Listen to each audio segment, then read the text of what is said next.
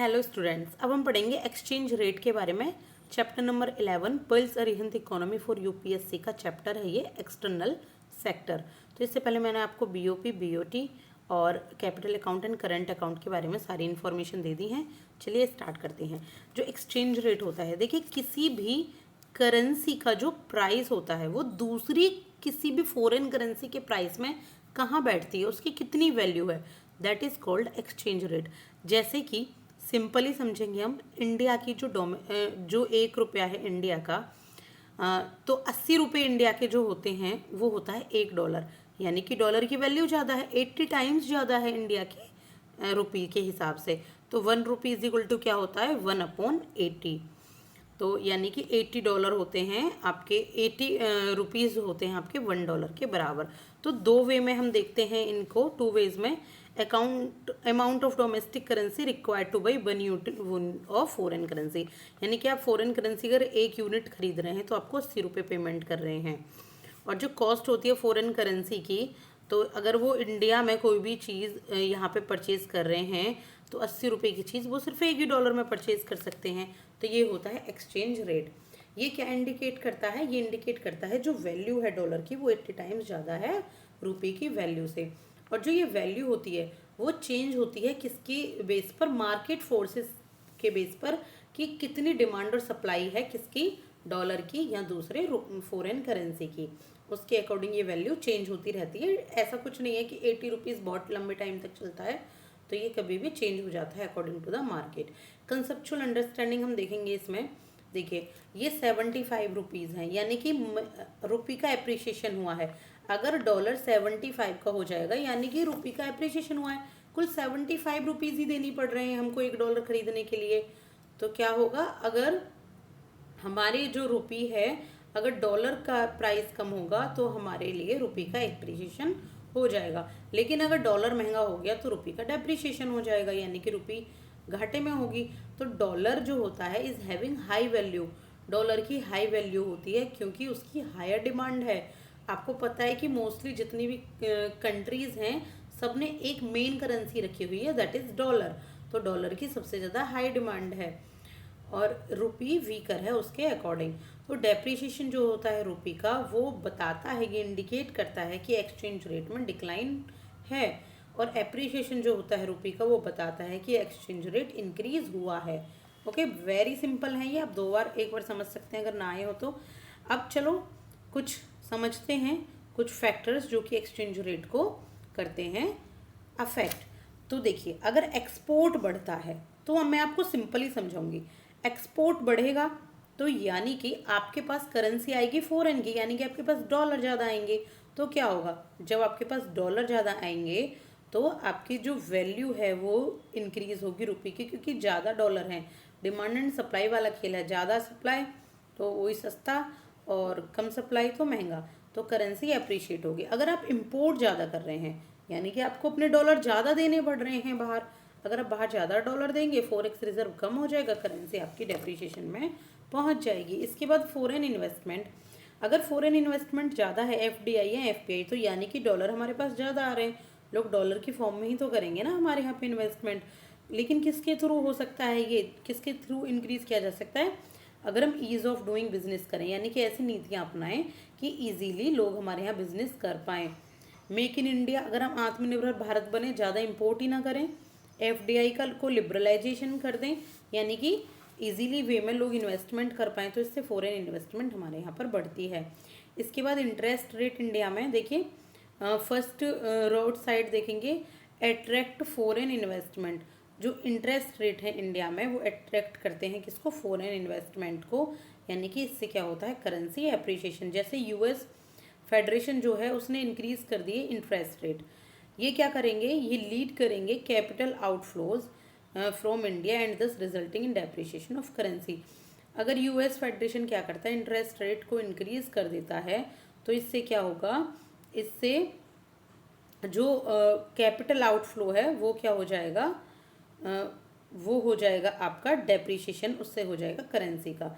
इसके बाद इन्फ्लेशन देखेंगे इंडिया में, अगर इन्फ्लेशन होता है ज़्यादा इंडिया में और आउटसाइड होता है इन्फ्लेशन कम, तो क्या होता है, गुड्स के और सर्विसेज के हाई प्राइसेस हो जाते हैं। और जो एक्सपोर्ट होता है वो अनकॉम्पिटिटिव हो जाता है और करेंसी डेप्रिशिएशन हो जाती है। यानी कि अगर इन्फ्लेशन और जगह कम है तो फिर क्या होगा, एक्सपोर्ट आपका कम होगा और इससे क्या होगा, करेंसी आपकी डेप्रिशिएट हो जाएगी। इसके बाद आरबीआई ने भी कुछ इंटरवेंशन दी हैं फॉरेक्स रिजर्व की। तो देखिए फॉरेक्स अगर कम है यानी कि मार्केट में जो डॉलर है वो ज़्यादा सेल हो रहे हैं तो सप्लाई जो है डॉलर की वो बढ़ जाएगी और करेंसी एप्रिशिएट होगी। और अगर फॉरेक्स जो होते हैं वो आपके ज़्यादा हो जाते हैं तो डॉलर ख़रीदते हैं मार्केट में से और इससे डॉलर की सप्लाई क्या होती है, कम हो जाती है और करेंसी डेप्रिशिएट हो जाती है। करंट अकाउंट डेफिसिट में क्या होता है, जो करंट कंट्री होती हैं जिनका करंट अकाउंट डेफिसिट लो है तो वहाँ पर करेंसी जो होती है वो स्ट्रॉन्ग होती है। और इसके बाद देखिए टाइप्स हैं एक्सचेंज रेट के, fixed versus floating exchange rate होता है।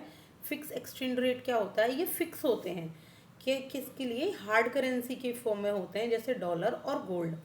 और जो फुल इंटरवेंशन होती है इनकी होती है सेंट्रल बैंक या गवर्नमेंट के पास। इसमें हायर नीड होती है फॉरेक्स रिजर्व की। और ये क्या इंश्योर करते हैं, ये इंश्योर करते हैं स्टेबिलिटी फॉरेन ट्रेड में और क्रिएट करते हैं सर्टेनिटी जिससे कि फॉरेन इन्वेस्टमेंट बढ़ता है और ये कंट्रोल करते हैं इन्फ्लेशन को।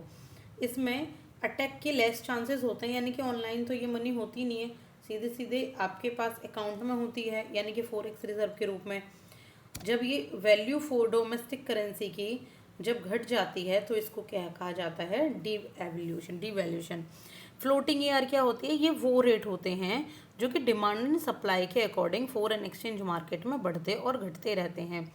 इसमें सेंट्रल बैंक के पास कोई इंटरवेंशन नहीं होती, जो रिजर्व ट्रांजैक्शन है वो जीरो होती हैं और ये फॉरेन करेंसी रिजर्व की नीड को भी रिड्यूस कर देते हैं। ये क्रिएट करते हैं कंडीशन इनस्टेबिलिटी की और अनसर्टेनिटी की जिससे इंटरनेशनल ट्रेड का वॉल्यूम घट जाता है। ग्रेटर पॉसिबिलिटी होती है इन्फ्लेशनरी की, किसकी वजह से, डेप्रिशिएशन की वजह से। और मोर रिस्क होता है स्पेकुलेटिव अटैक का। इसमें डेप्रिशिएशन होता है कब, जब value of the domestic currency क्या होती है, इंटरनेशनल एक्सचेंज रेट में फॉल हो जाती है यानी कि गिर जाती है तो क्या आता है इसमें, depreciation. Managed floating exchange rate system क्या होता है, देखिए ये एक हाइब्रिड मतलब फिक्स और फ्लेक्सिबल यानी कि दोनों का एक मिक्सचर रेट सिस्टम है। सेंट्रल बैंक इसको इंटरवीन करती है फॉरेक्स मार्केट में और रिस्ट्रिक्ट करती है इनका फ्लक्चुएशन एक्सचेंज रेट में with in a certain range. यानी कि इंटरवेंशन भी फॉरेन सेंट्रल बैंक कर रही है और इनको कंट्रोल भी कर रही है और ये दोनों का ही एक मिक्सचर रूप है। ईआर जो होती है वो फ्लोट कर सकती है फ्रीली, जो एक्सचेंज रेट है उस रेंज में फ्रीली फ्लोट कर सकती है। इसको क्या कहते हैं, डर्टी फ्लोटिंग भी कहते हैं और ये फॉलो किया जाता है इंडिया में। ऑफिशियल रिजर्व ट्रांजैक्शन इसमें जीरो नहीं होता यानी कि इसमें दोनों सिस्टम होते हैं। इसके बाद है nominal ER versus real ER. देखिए जो नॉमिनल ईआर होती है वो होती है bilateral ER for one currency against another and they are nominal because they code the ER in money terms. जैसे किसी भी एक कंट्री के साथ यानी कि दो कंट्री आपस में मिलकर जो भी एक्सचेंज रेट रख रही है ना उसको कहते हैं नॉमिनल ईआर। जैसे जो नॉमिनल ईआर है वो $1 का 80 रुपये है, किसके बीच में, इंडिया के बीच में और आपके अमेरिका के बीच में। रियल ईआर क्या होता है, ये रेशियो होता है फॉरेन का कि जो डोमेस्टिक प्राइस है फॉरेन के वो हमारी जो करेंसी है उसके साथ उसका क्या रेशियो है। तो इसको इन्फ्लेशन डिफरेंशियल कहते हैं दो कंट्रीज़ के बीच में। जैसे अगर जो RER है यानी कि रियल ER है अगर एक है तो जो करेंसी होती है परचेसिंग पावर पैरिटी है वो, इसका मतलब है कि गुड्स की जो कॉस्ट है वो दोनों करेंसी में सेम होगी। हमारे यहाँ चाहे वो 80 रुपये में वहाँ एक चीज़ वही मिल रही है, यहाँ 1 रुपये में वही चीज़ मिल रही है, समझ रहे हो। वहाँ $1 में जो सेम चीज़ मिल रही है यहाँ 80 रुपये में वो सेम चीज़ मिल रही है। तो दैट इज़ कॉल्ड RER यानी कि रियल टर्म में। परचेजिंग पावर पैरिटी क्या होती है, देखिए परचेजिंग पावर पैरिटी होती है rate of currency conversion.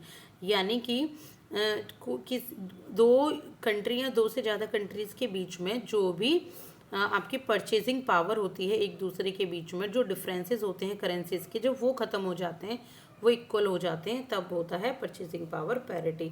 Simple terms में हम कह सकते हैं ये मेज़र करती है किसी भी कंट्री की करेंसी की वैल्यू इसकी एबिलिटी के रूप में कि ये परचेज कर सके गुड्स और सर्विसेज, यानी कि एक किसी भी कंट्री की करेंसी की वैल्यू इतनी है कि वो दूसरी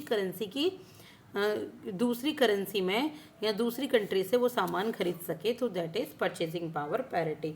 अब कुछ टर्म्स और हैं जैसे कि नीर वर्सेस रीर, तो मैं ये आपको नेक्स्ट वीडियो में कंप्लीट करती हूँ वरना ये वीडियो बहुत ज़्यादा लंबी हो जाएगी।